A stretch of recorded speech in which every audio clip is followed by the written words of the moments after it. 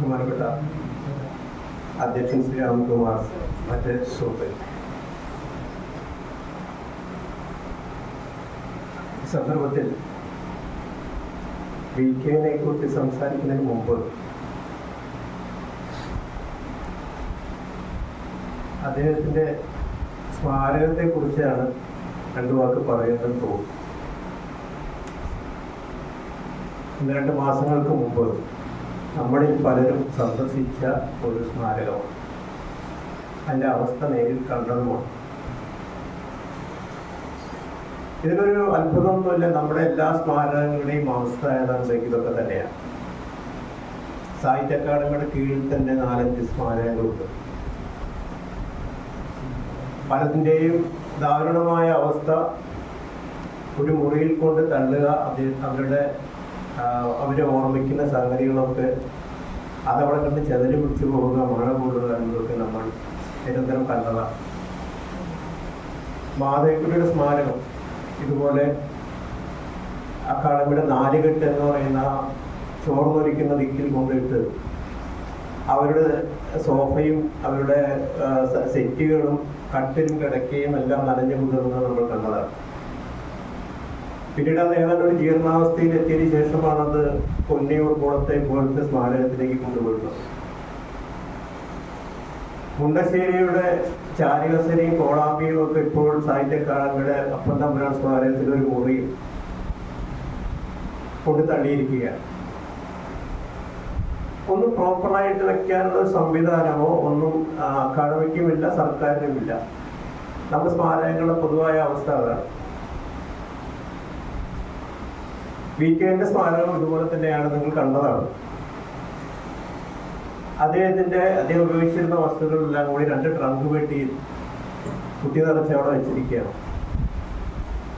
ഒരു കെട്ടിടം അവരുടെ വീട്ടുകാർ കൊടുത്ത സ്ഥലത്ത്, അവരുടെ വീടിന് മുമ്പിൽ കൊടുത്ത 7 സെന്റ് സ്ഥലത്ത് ഒരു കെട്ടിടം പണിതു.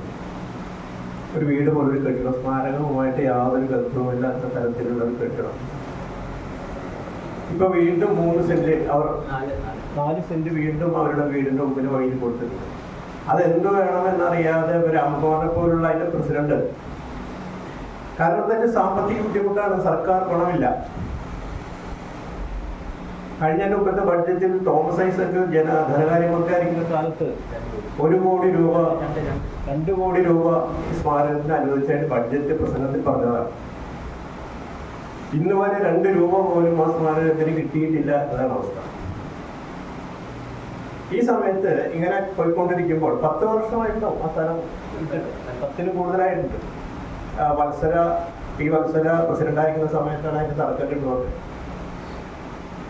അപ്പൊ അങ്ങനെ ഒരു ദിവസം 2 വർഷം മുമ്പ് ദുബായിൽ ജോലി ചെയ്യുന്ന പ്രദീപ് എന്ന് പറഞ്ഞ ഒരു കൺസ്ട്രക്ഷൻ കമ്പനിയുള്ള ആളാണ്. അപ്പൊ അദ്ദേഹം എന്നെ വിളിച്ചു.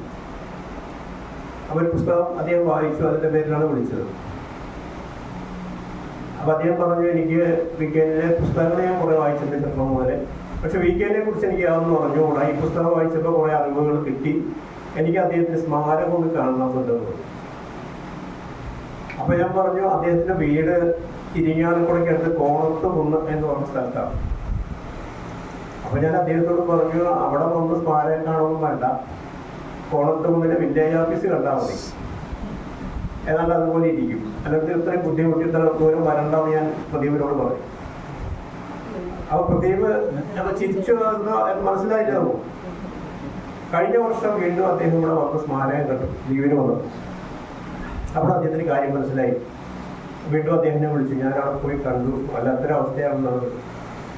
അപ്പൊ അദ്ദേഹം വിദേശ രാജ്യങ്ങളിലൊക്കെ പോയിട്ട് ഇപ്പൊ ഹെമിംഗ്വേയുടെ സ്മാരകങ്ങൾ കണ്ടിട്ടുണ്ട്. അപ്പൊ ആ ഒരു മനസ്സിലുണ്ട്, അത് വെച്ചിട്ടാണ് നമ്മൾ ഒന്ന് കാണുന്നത്. അങ്ങനെ അദ്ദേഹം ചോദിച്ചു, ഞാൻ VK-ന്റെ കൃതികൾ വായിച്ചു വളർന്ന ഒരാളാണ്, പ്രധാനമായിട്ട് VK-ന്റെ കൃതികൾ മാത്രം വായിക്കുന്ന ഒരാളാണ്. 35 വർഷമായിട്ട് ദുബായിൽ ജോലി ചെയ്യാണ്, കൺസ്ട്രക്ഷൻ കമ്പനി നടത്തുക. ഞാൻ എന്താണ് ഈ സ്മാരകത്തിന് വേണ്ടി ചെയ്യേണ്ടതെന്ന് ചോദിച്ചു. അപ്പൊ ഞാൻ പറഞ്ഞു, ഒരു സ്മാരകത്തിന് വേണ്ടത് ആളുകൾക്ക് വരുമ്പോൾ കാണാവുന്ന രീതിയിൽ കുറെ സംഗതികൾ, ഈ സ്മാരകത്തിൽ ആരുടെ സ്മാരകമാണോ ആ വ്യക്തിയുടെ കുറേ സംഗതികൾ അവിടെ ഡിസ്പ്ലേ ചെയ്യണം. ഇവിടെ അങ്ങനെ ഒരു സംഗതി ഇല്ല, പെട്ടിയിലടച്ച് വെച്ചിരിക്കുകയാണ്. അതുകൊണ്ട് 2-3 അലമാരകൾ നിങ്ങൾക്ക് പണിയാൻ കഴിയുന്നുണ്ടെങ്കിൽ തരാൻ പറ്റുന്ന കൊടുക്കാൻ പറ്റുന്നുണ്ടെങ്കിൽ കൊടുത്തോളൂ എന്ന് പറയും. അങ്ങനെ 2 മാസം അദ്ദേഹം വീണ്ടും ലീവിന് വന്നപ്പോൾ ഞങ്ങൾ ഒന്നിച്ച് പോയി. അലുമിനിയം ഫാബ്രിക്കേഷൻകാരൊക്കെ കൊണ്ടുപോയി അവിടെയൊക്കെ അളവൊക്കെ എടുത്ത് അന്നൊരു അപ്പുറം ഉണ്ടായിരുന്നു. അതിൻ്റെ സെക്രട്ടറി മനോജുണ്ട്, കമ്മിറ്റിക്കാരൊക്കെ കൂടി വന്നു. അവൻ്റെ അളവൊക്കെ എടുത്ത് അങ്ങനെ 3 ആഴ്ച കൊണ്ട് അവിടെ 3 അലമാരകൾ, വീക്കെൻഡിൻ്റെ ഇരുന്നിരുന്ന കസേര ഇടാനായിട്ട് 3 തട്ടുകളുള്ള ഒരു വലിയ പീഠം, ഇതൊക്കെ അയാൾ പണിതു 3 ആഴ്ച കൊണ്ട്. അപ്പോൾ അതിൻ്റെ സമർപ്പണം 25-ാം തീയതി രാത്രി പോകാറും നേതൃത്വത്തിൽ അവിടെ നടക്കാൻ പോവാണ്. അപ്പോൾ അങ്ങനെ ഒരു അവസ്ഥ ഒരു സ്മാരകത്തിന് സർക്കാരും എല്ലാവരും കൈയൊഴിയുമ്പോൾ വായനക്കാരൻ എഴുത്തുകാരൻ്റെ സ്മാരകം ഉയർത്തുന്ന ഒരു അപൂർവമായ കാഴ്ചയാണ് നമ്മൾ കാണാൻ പോകുന്നത്. VK അന്തരിച്ചിട്ട് 21 വർഷമായി. വരുന്ന 25-ാം തീയതി ആണ് 25-ാം തീയതിയാണ് ആ വാർഷികം. ഒരു 21 വർഷം മുമ്പ് ഒരു 7 മണിക്കാണ്, വൈകിട്ട് 7 മണിക്കാണ് അദ്ദേഹം മരിച്ചത്. അപ്പോൾ മരിക്കുന്നതിനും അദ്ദേഹം പറയാറുണ്ട്, എല്ലാവർക്കും വരാനുള്ള ഒരു ദിവസം നോക്കിയിട്ട് ഞാൻ മരിക്കൂ. കാരണം അല്ലെങ്കിൽ പലരും പറയും ലീവ് കിട്ടിയില്ല എന്ന് പറയും, അവധി കിട്ടിയില്ല അതുകൊണ്ട് വരാൻ ബുദ്ധിമുട്ടാണെന്ന് പറയാം. അങ്ങനെ ഒഴി കഴിയുമൊന്നും പറയാൻ പറ്റാത്തൊരു ദിവസം നോക്കിയിട്ട് ഞാൻ മരിക്കും എന്ന് പറയും. അതുകൊണ്ട് ജനുവരി 26 റിപ്പബ്ലിക് ദിനം ഒഴിവാണ്. അന്ന് അദ്ദേഹം മരിച്ചു.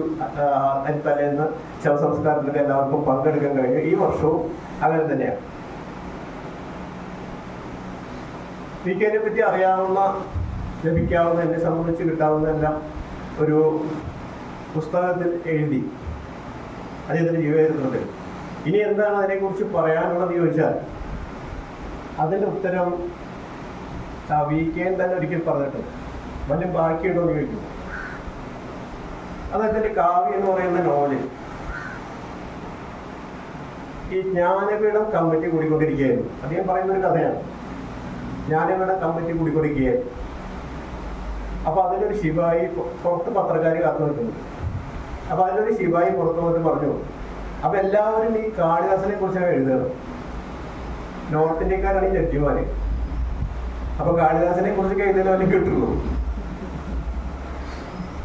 അപ്പോൾ ഈ ജ്ഞാനപീഠ കമ്മിറ്റിയുടെ ശിവായി പുറത്തേക്ക് വന്ന പത്രക്കാരോട് പറഞ്ഞു, ഏക് കുരുപ്പ് മേ ലിഖ ഉജ്ജയിനി लेकिन एक विष्णु ब्राह्मण लिखा उज्जैनी का दिन और रात हृदय बहन सुगदा लिखी राधा कहाँ है. കുരുപ്പ് എഴുതിയതാണ് ഉജ്ജയിനി എന്ന് പറയുന്ന കവിത, ഖണ്ഡകാവ്യ. വിഷ്ണുനാരായണ നമ്പൂതിരി എഴുതിയതാണ് ഉജ്ജയിനിയിലെ രാപ്പകലുകൾ.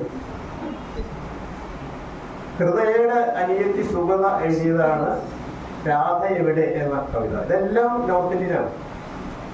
അപ്പൊ ഇത് തമ്മിലാണ് മത്സരമെന്ന് ഈ ശിവായി പുറത്തേക്ക് വന്നിട്ട് പറഞ്ഞത്. അതിനെ കുറിച്ചാണ് കമ്മിറ്റി ചർച്ച ചെയ്തുകൊണ്ടിരിക്കുന്നത് പറയാം. അങ്ങനെയാണ് കുരുപ്പിന് ഓൾറെഡിക്ക് ഇതിന് കിട്ടിയത്, ഉജ്ജയിനിക്ക് ജ്ഞാനപീഠം കിട്ടിയതാണ് പിൽക്കാലത്ത് കേട്ടോ. അപ്പോ ഇതിനെ കുറിച്ച് പറയുന്ന VK പറയുന്നത് വെച്ചാൽ ആരൊക്കെ കോരിയാലും കാളിദാസൻ ബാക്കി ഉണ്ടാവുന്നതാണ്. അതുപോലെ തന്നെയാണ് എത്ര നമ്മൾ എഴുതിയാലും സംസാരിച്ചാലും VK ബാക്കി ഉണ്ടാവുന്നതാണ്. അത് അദ്ദേഹത്തെ കുറിച്ചുള്ളൊരു ചൊല്ലനായിട്ട് പറയാം. VKന്റെ രചന വായനക്കാരിലേക്ക് ഇറങ്ങിയിട്ടുള്ള രചനയല്ല, വായനക്കാരുടെ നിലവാരത്തിലേക്ക് ഇറങ്ങിയിട്ടുള്ള രചനയല്ല. വായനക്കാരെ VKന്റെ നിലവാരത്തിലേക്ക് ഉയർത്തുക എന്നതാണ് രചനയുടെ പ്രത്യേകത. ആത്മവിശ്വാസം ഒരു എഴുത്തുകാർക്ക് അത് ചെയ്യാൻ കഴിയും. കാരണം എല്ലാവരും വായനക്കാരെ കുറിച്ച് വേവലാതിപ്പെടുക.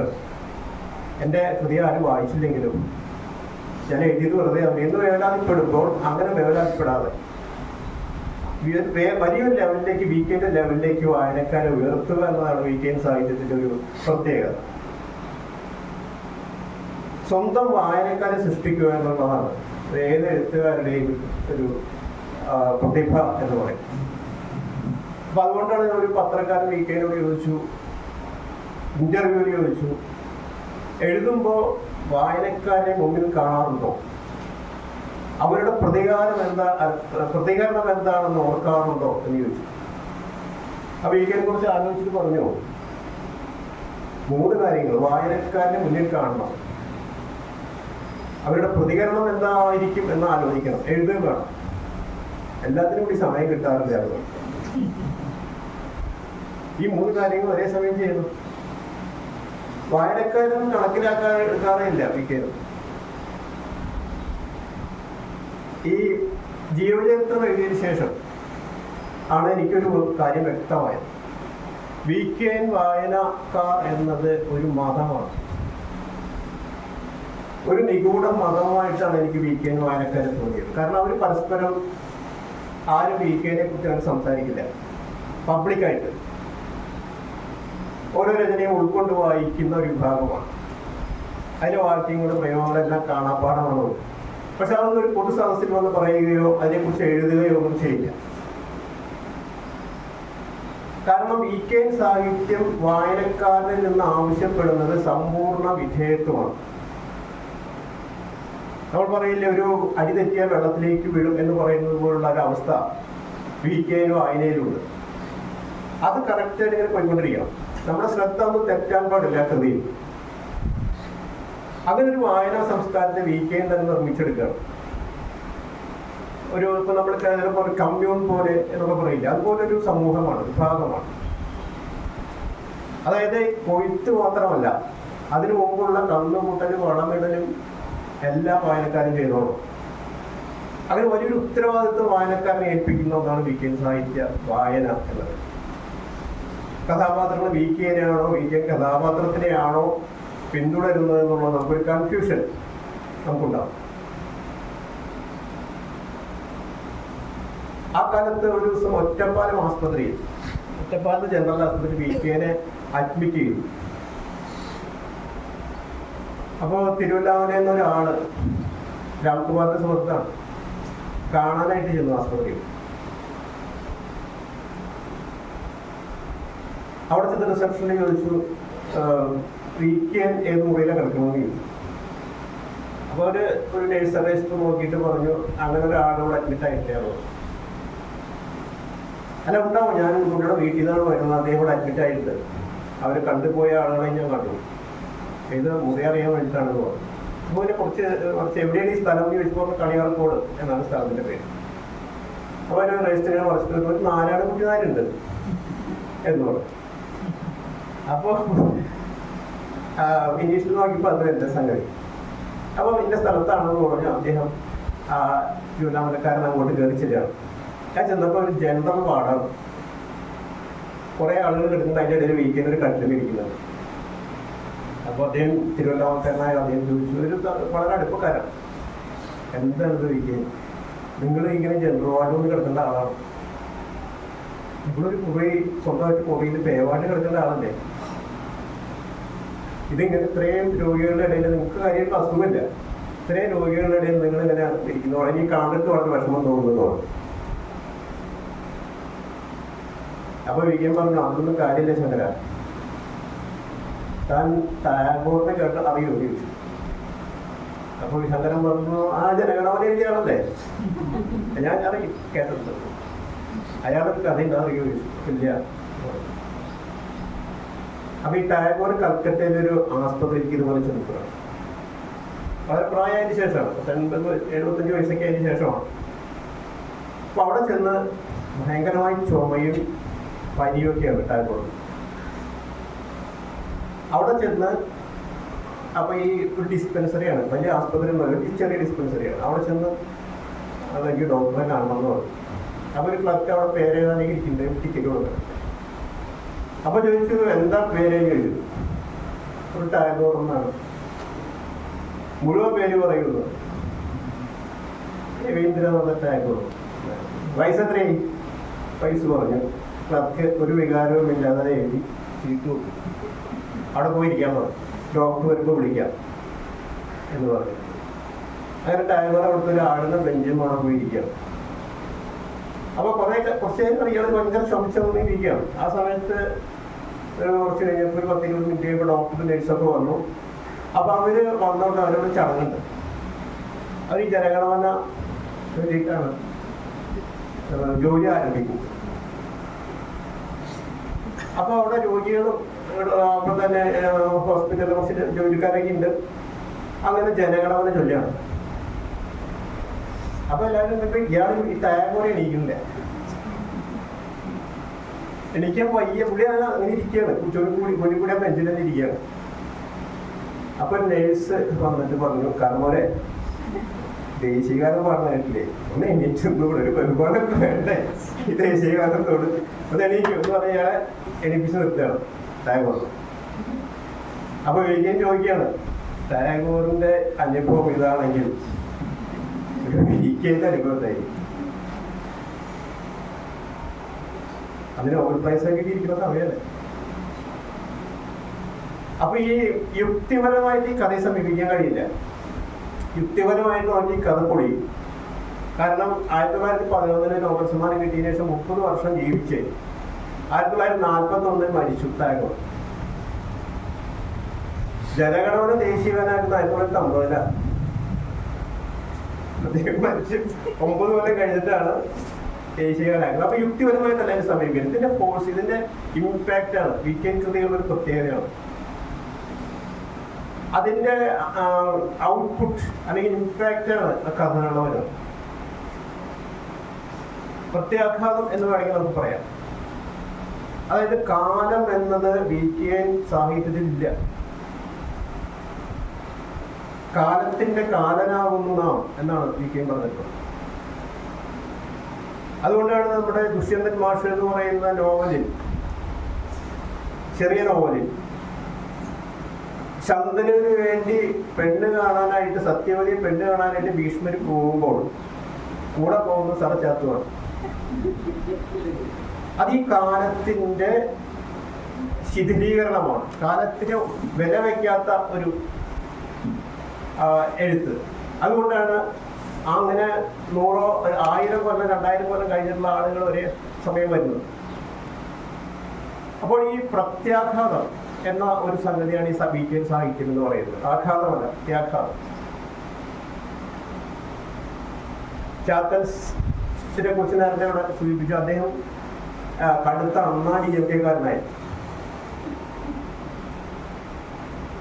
അപ്പൊ അങ്ങനെ ഇരിക്കെ MGRന്റെ സിനിമകളൊക്കെ ഒന്ന് കാണാം. അവിടുത്തെ കൊട്ടകയിൽ ഈ ഓലമഞ്ഞ കൊട്ടകയാണ്. അവിടെ എല്ലാ തിരുവല്ലാറുണ്ട്. അവിടെ പോയിട്ട് സിനിമകൾ കാണാനിരിക്കും. അങ്ങനെ ചാത്തൻസി ഒളിവിളക്ക അങ്ങനെ സിനിമ കാണാനായിട്ട് പോയി. അപ്പൊ അവിടെ ചെന്നപ്പോ മുമ്പിലെ തന്നെ പോയിരിക്കും. ഞാൻ കണ്ടിട്ട് മറ്റുള്ളവർ കാണാവുന്നതാണ്. അത് നിർബന്ധമാണ് ചാത്തൻസി. അങ്ങനെ അദ്ദേഹം ഏറ്റവും മുമ്പിൽ അദ്ദേഹം പോയിരിക്കുമ്പോ ഒരു വാൾപ്പയറ്റിന്റെ രംഗം വന്നു. MGRും MN നമ്പ്യാരും കൊണ്ടിട്ടുള്ള ഒരു വാൾപ്പയറ്റ് രംഗം വന്നു. അപ്പോ വിസിലടിച്ചിങ്ങനെ പ്രോത്സാഹിപ്പിച്ചുകൊണ്ടിരിക്കുകയാണ് ഇയാള് MGRനെ ഈ ചാത്തൻസ്. അങ്ങനെ പ്രോത്സാഹനം വളരെ അധികമായി കയറിപ്പോയി. അത് എണീറ്റിട്ട് സ്ക്രീൻ്റെ അടുത്തേക്ക് ചെന്നുപോയി.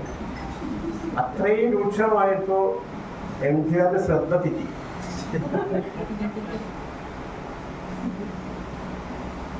ജസ്റ്റ് ഇങ്ങനെയാണ് നോക്കിയപ്പോ ആ സമയത്ത് MN നമ്പേര് വെട്ടിയാണ്.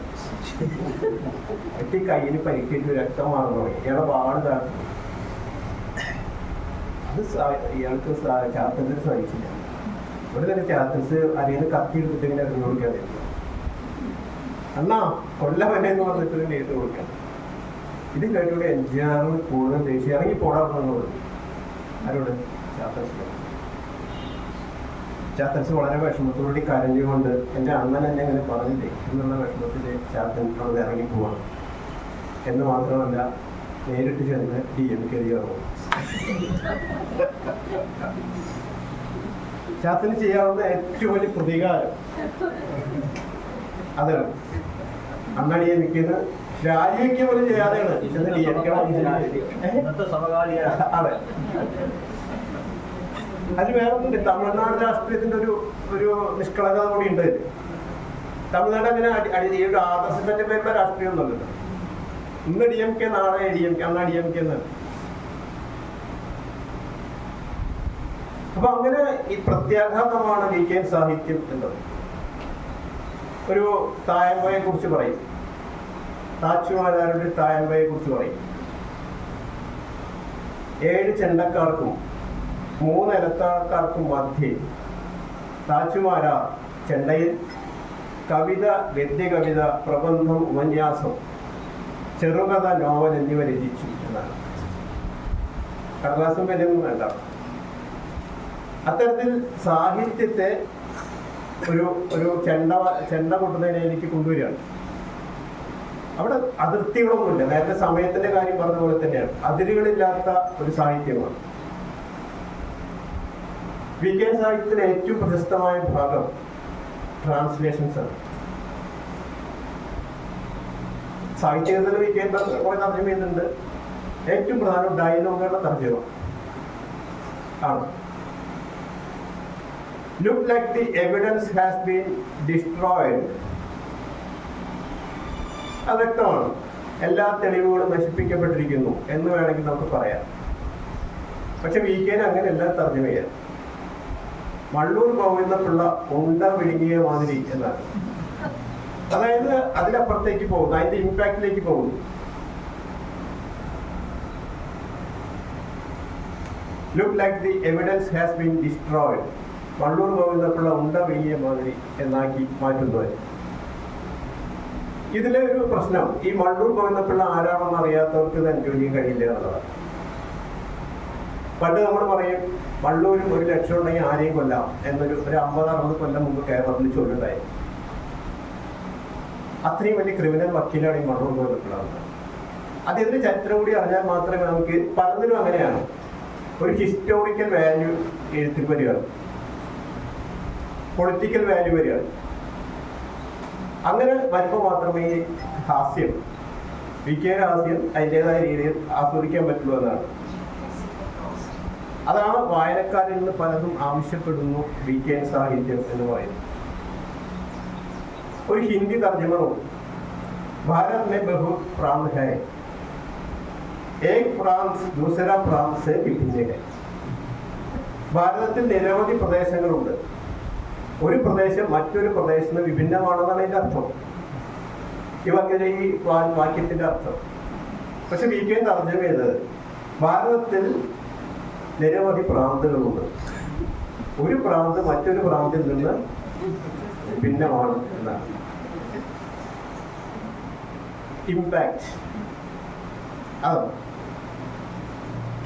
ഇപ്പൊ നമ്മള് ഇഡ്ഡലി കഴിക്കുമ്പോൾ നമ്മളന്ന് ചേർന്ന് സംഭാവന 2 കൂട്ടിയിട്ട് കഴിക്കുന്നു. നമ്മുടെ വിഷ്ണു പറഞ്ഞാൽ 3-4 ഇഡ്ഡലികൾ കഴിക്കുന്നു, എഴുന്നേറ്റ് പോകുന്നു, ചായ കുടിക്കുന്നു, കൈ കഴുകുന്നു, അങ്ങനെയാണ്. പക്ഷെ വീക്കെൻഡ് അത് സാധ്യമല്ല. അങ്ങനെ വെറുതെ ഇഡ്ഡലി നിന്ന് എണീറ്റ് പോകാൻ സാധ്യമല്ല. അപ്പോൾ ഒരു വാർഷികത്തിന് ഇഡ്ഡലി കൊടുക്കുന്നുണ്ട്, അതുപോലെ ചായ. ഒരു വർണ്ണന ഇഡ്ഡലിയെ കുറിച്ചുള്ള നമ്മൾ വായിക്കുമ്പോൾ നമ്മളൊന്നും ശ്രദ്ധിക്കാത്തതാണ്. നമ്മൾ ഭക്ഷണ പദാർത്ഥങ്ങൾ ശ്രദ്ധിക്കാറില്ല, വിശപ്പ് തീരുന്നവരെ കഴിക്കുക എന്നുള്ളതാണ്. ശുഭ്രമൃദുല മോഹനമായ വെള്ളാമ്പൽ പോലുള്ള 13 ഇഡ്ഡലികൾ,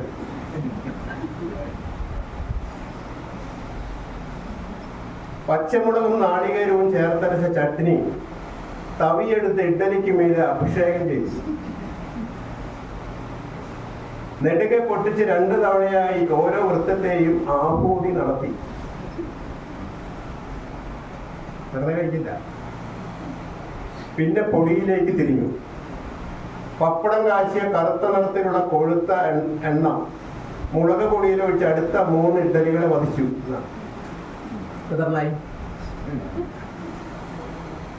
അടുത്ത വധത്തിന് ചട്നിയിലേക്ക് തിരിച്ചുപോയി, മുളക് പൊടി വിട്ടു. അങ്ങനെയാണ് ഈ ഭക്ഷണത്തിനെ ഒരു ജീവിത സന്ദർഭവുമായിട്ട് ബന്ധപ്പെടുത്തുന്നത് ഒക്കെ. ഇത് ഒരു ഉദാഹരണം മാത്രമാണ്. ഇതിന് പല നാടുകാരും നങ്ങേമയും തമ്മിലൊരു വീഴ്ചയെ ടെന്നീസ് കളി കൊണ്ടുവന്നിട്ടാണ് വീക്കെൻഡ് പറഞ്ഞത്. 6-7 5-4-3-2 എന്ന സ്കോറിന് നൽകിയ തോൽപ്പിച്ചു. മറ്റൊരു ഇതിലേക്ക് പ്ലേസ് ചെയ്യണം. അതാണ് ഞാനൊരു വസ്തു കൂടി പറഞ്ഞുകൊണ്ട്, സമയം കഴിയുന്നുണ്ട്, ഒരു വസ്തു കൂടി പറഞ്ഞുകൊണ്ട് മൊത്തം വീക്കെൻഡ് സംബന്ധിച്ച് ഏറ്റവും പുതിയ വിശേഷം എൻ്റെ അദ്ദേഹത്തെ കുറിച്ചൊരു പുസ്തകം വരുന്നു എന്നതാണ്. ഇപ്പം മാതൃഭൂമി ബുക്സ് ഇറക്കുന്ന വീക്കെൻഡ് പഞ്ചതന്ത്രം എന്ന് പറയുന്ന പുസ്തകമാണ്. 44 വീക്കെൻഡ് കഥകൾ, വീക്കെൻഡ് നായകനാകുന്ന കഥകൾ വെച്ചുകൊണ്ടുള്ള ഒരു കൃതിയാണ്. അപ്പൊ അതിലൊരു കഥ, പല കഥകളും പലതിലൊക്കെ വന്നിട്ട് ദേശാഭിമാനിൽ 10 നന്നായിട്ട് ഡേവിഡ് ഓർമ്മയുണ്ട്, ഓർക്കുന്നുണ്ട്. അതിലൊരു കഥ കൂടി വായിച്ചുകൊണ്ട് ഞാൻ നിർത്താം. ഈ കഥയുടെ പേര് അഖില സമസ്ത കേരള മഹാഛർദി എന്നാണ്. സമസ്ത കേരള സാഹിത്യ പരിഷത്ത് കേട്ടതാണല്ലോ, അത് തന്നെയാണ് വിഷയം. ഈ സമസ്ത കേരള സാഹിത്യ പരിഷത്തിന്റെ 74 സമ്മേളനം നടന്നത് കാസർഗോഡ് വെച്ചിട്ടാണ്. അതിനൊരു പ്രത്യേകത വെച്ചാൽ കേരളത്തിൽ ഇന്നുവരെ നടന്ന സമസ്ത കേരള പരിഷത്തിന്റെ സമ്മേളനങ്ങളിൽ ഏറ്റവും വിവാദപൂർണമായ സമ്മേളനമായിരുന്നു. അതിന് കാരണം KS അബ്ദുള്ള എന്ന് പറയുന്ന ഒരാളാണ്, ബിസിനസ്സുകാരനാണ് ഈ സമ്മേളനം സ്പോൺസർ ചെയ്തത്. അന്ന് ഈ സ്പോൺസറിങ് എന്ന പേരില്ലെങ്കിലും അതിന് വേണ്ട എല്ലാ കാര്യങ്ങളും ചെയ്തത് KS അബ്ദുള്ളയാണ്. അപ്പൊ ഈ KS അബ്ദുള്ള കള്ളക്കടത്തുകാരനാണ് എന്നാണ് അറിയപ്പെടുന്നത്.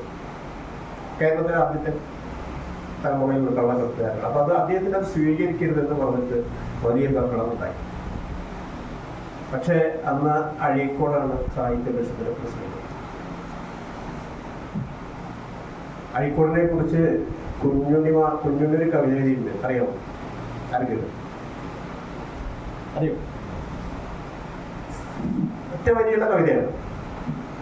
അഴിയാക്കോട് ഒഴിയാക്കോട് ഒഴിയാക്കോട് ഇടയാക്കോട് അഴീക്കോട് എന്നാണ്. കണ്ടല്ലേ?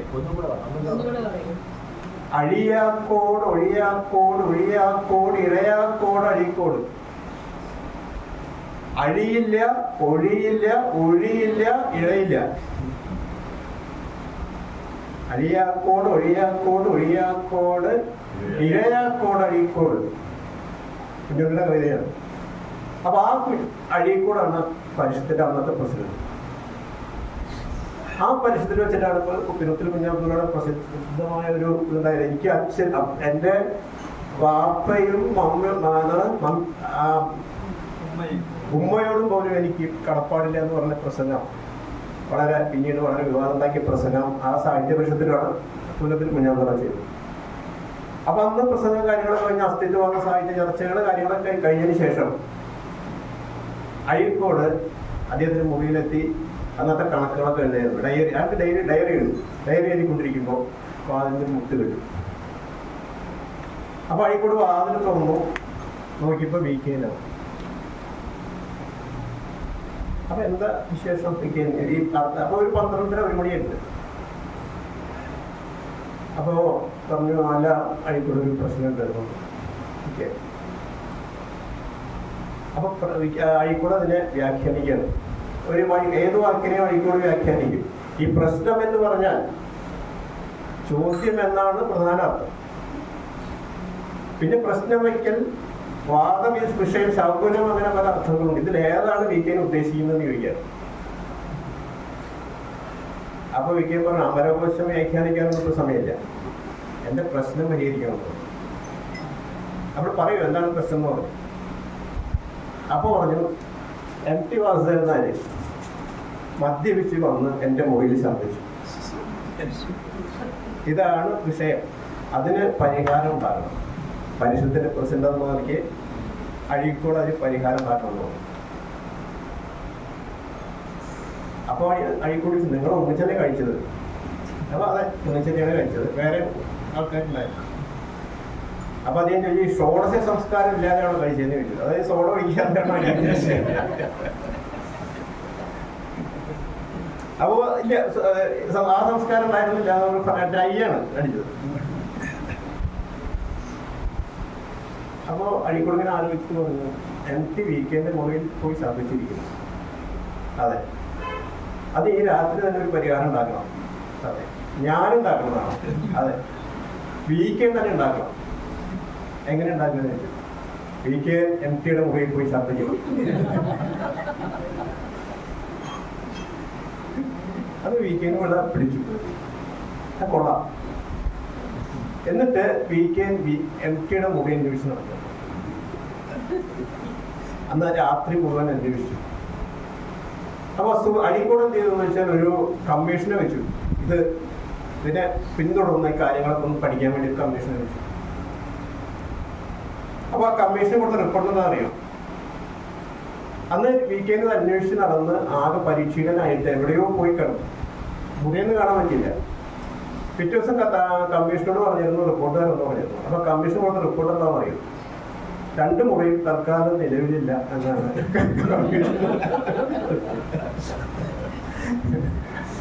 തൽക്കാലം അദ്ദേഹത്തിന്റെ സ്മൃതിക്ക് മുമ്പിൽ സ്മരണാഞ്ജലി അർപ്പിച്ചുകൊണ്ട് ഇന്നത്തെ ഈ എൻ്റെ